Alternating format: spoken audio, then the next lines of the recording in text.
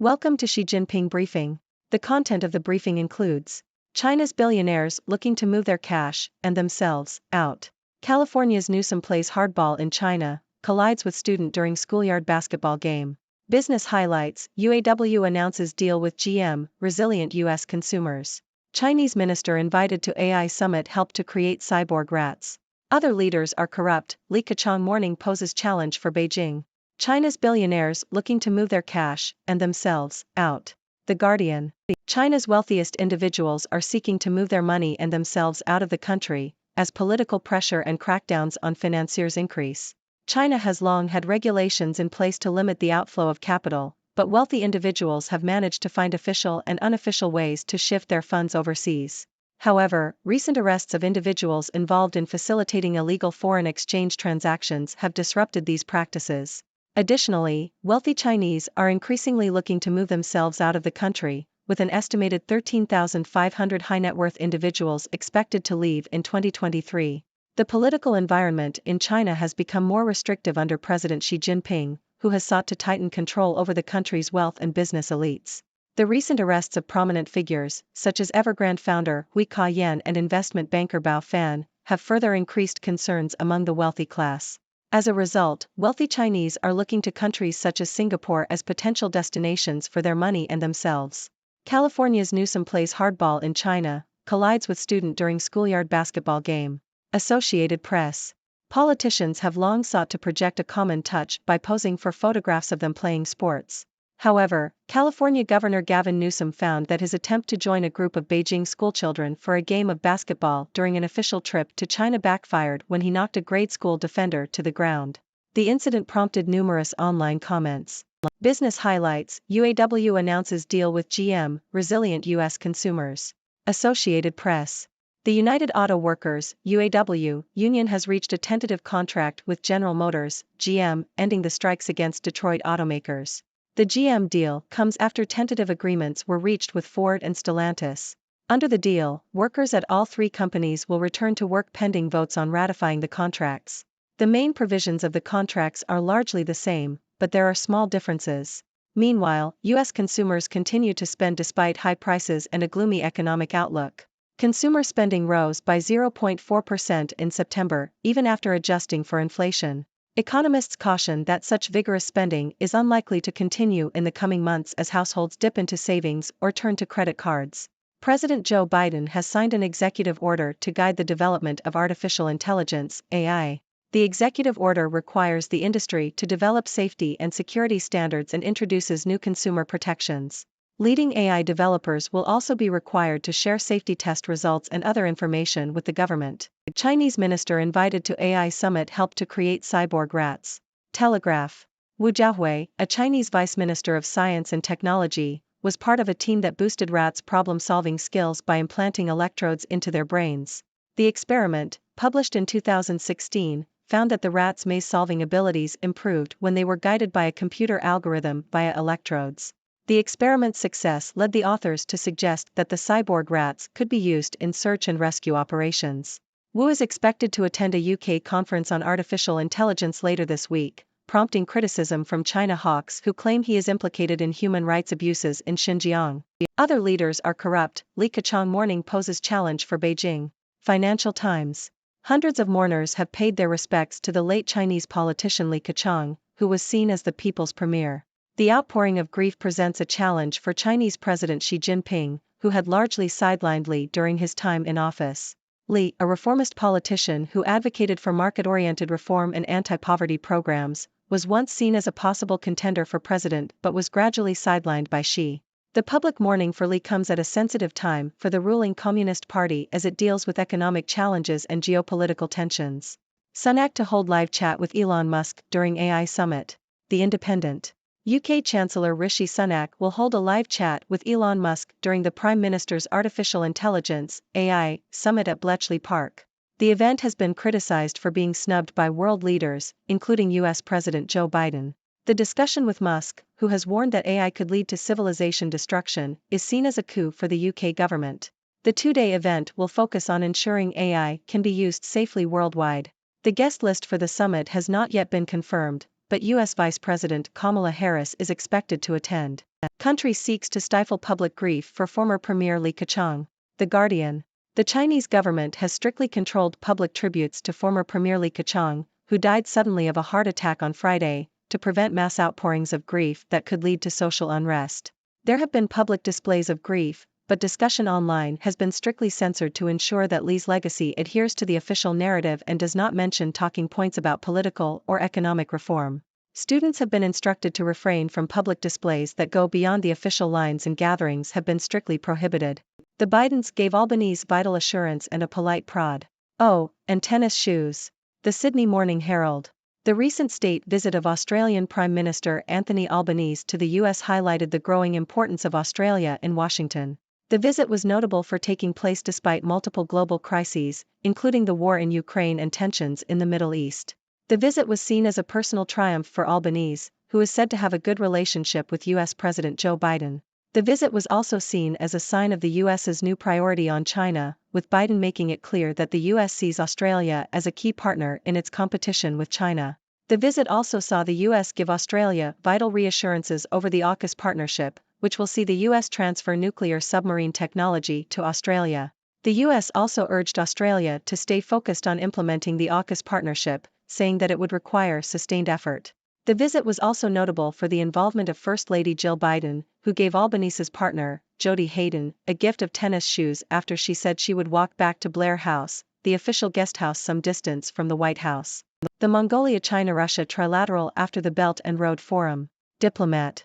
The recent Belt and Road Forum in Beijing highlighted the economic opportunities for Mongolia in its relationships with China and Russia. Mongolian President Kyrgyzstan Ukna expressed support for China's Belt and Road Initiative, particularly in terms of infrastructure development, which aligns with Mongolia's own infrastructure needs. The meeting between the three heads of state, Kyrgyzstan, Russian President Vladimir Putin, and Chinese President Xi Jinping emphasized the importance of trilateral cooperation. One key project discussed was the Power of Siberia 2 pipeline, which would transit Mongolia and bring different economic outcomes for Russia, Mongolia, and China. Russia aims to make China a major buyer of its energy exports, while Mongolia wants to benefit from its involvement in the project as a transit country. However, China has shown hesitancy due to its growing production of green and renewable energy. Mongolia also signed several cooperation documents with China, including a deal for a $250 million loan to finance the Erdenburen hydropower plant. The two countries also signed MOUs to establish an economic corridor and construct additional railways to enhance trade connections. A post-mortem of the battle for Hong Kong. Diplomat. In an interview, journalists Shibani Matani and Timothy McLaughlin discussed their book Among the Braves, Hope, Struggle, and Exile in the Battle for Hong Kong and the Future of Global Democracy, which examines the 2019 pro-democracy protests in Hong Kong and their implications for the future of global democracy. The authors explain that the protests were not just about democracy, but also about Hong Kong's own identity and a desire for a more equitable society. They argue that Beijing's crackdown on Hong Kong, carried out through the national security law, has shown that regimes can crush people's aspirations and dismantle institutions as long as it is done in a palatable way, with few international repercussions. This has important implications for the future of Taiwan, as it has destroyed any hope that the one country, two systems model could be viable for reunification.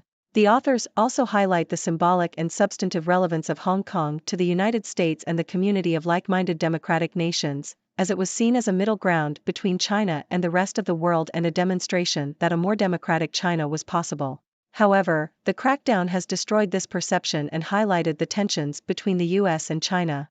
Dear viewers, I am Dr. Six, your resident observer from the 6 Degrees world, here to bring you the latest news from around the globe. Today, we have an interesting mix of stories, from China's billionaires seeking to move their wealth abroad to a basketball game mishap involving California Governor Gavin Newsom in China. Let's dive in and take a closer look. First up, we have China's wealthiest individuals looking to move their money and themselves out of the country. It seems that political pressure and crackdowns on financiers have prompted these individuals to seek safer havens for their wealth. With President Xi Jinping tightening control over the country's wealth and elite, it's no surprise that the wealthy class is looking for options elsewhere. Singapore seems to be a popular choice. Maybe they're hoping to catch a glimpse of the famous Merlion while they're at it.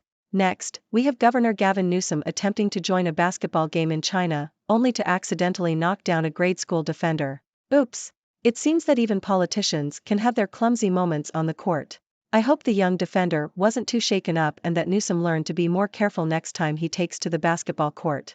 Moving on, we have news from the United Auto Workers (UAW) union reaching a tentative contract with General Motors (GM), ending the strikes against Detroit automakers. This is a big win for the workers, who will now return to work pending votes on ratifying the contracts. On the economic front, U.S. consumers continue to spend despite high prices and a gloomy economic outlook. It seems that even in tough times, Americans know how to keep the economy rolling. But economists warn that this level of spending may not be sustainable in the long run. So, enjoy it while it lasts, folks. In the realm of artificial intelligence, we have Chinese Vice Minister Wu Jiahui, who was part of a team that created cyborg rats by implanting electrodes into their brains. Now that's some innovative rodent control.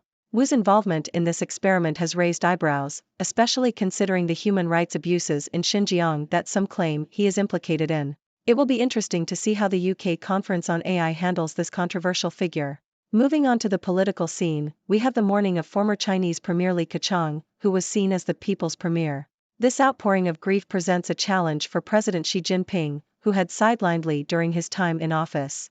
It seems that even in death, Li is making a statement. This public mourning comes at a sensitive time for the ruling Communist Party, which is already dealing with economic challenges and geopolitical tensions. It's a tough balancing act for President Xi. In other news, UK Chancellor Rishi Sunak will be having a live chat with none other than Elon Musk during the AI summit at Bletchley Park. Now, that's a high-profile guest. It seems that world leaders are snubbing the summit, but Musk's presence is certainly a coup for the UK government. Let's hope they don't get into any heated debates about the future of AI. We wouldn't want any sparks flying. Shifting our focus to China's neighbors, we have Mongolia expressing support for China's Belt and Road Initiative and emphasizing trilateral cooperation with China and Russia. The Power of Siberia 2 pipeline is a key project that could bring economic benefits to all three countries, but China's hesitancy due to its focus on green energy production could be a stumbling block. Mongolia is also signing cooperation agreements with China, further solidifying their economic ties. It's a delicate dance between these three nations, with each looking to secure their own interests. Lastly, we have an insightful interview with journalists Shibani Matani and Timothy McLaughlin, who discuss their book on the 2019 pro-democracy protests in Hong Kong. They highlight the implications of Beijing's crackdown on Hong Kong for the future of global democracy and the tensions it has created between the US and China. It seems that the hopes for a more democratic China and the one country, two systems model have been shattered. This has important implications, especially for Taiwan, as it shows that Beijing can crush aspirations and dismantle institutions with little international repercussions.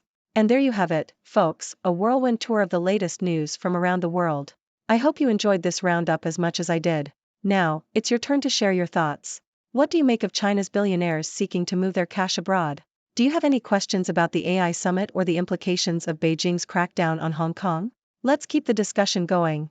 Thank you for tuning in. The content above showcases the latest briefing reports and analytical synopses, thoughtfully curated by the 6Do team. These insights stem from a wide array of reputable media outlets, think tanks, government sources, and specialized experts worldwide. We encourage you to explore these sources for a comprehensive perspective. Keep in mind that while the content may not always align with the official standpoint of 6Do Brief, it's not meant to be taken as absolute directives for decision-making. Comprising seasoned media professionals, learned scholars, and accomplished scientists, the 6Do team embodies a trailblazing, fully independent media entity. To customize 6Do Brief to meet your professional needs, you have the option to subscribe to a diverse array of briefings on our website, 6dobrief.com. Regardless of your location, you can conveniently receive 6Do Brief via email.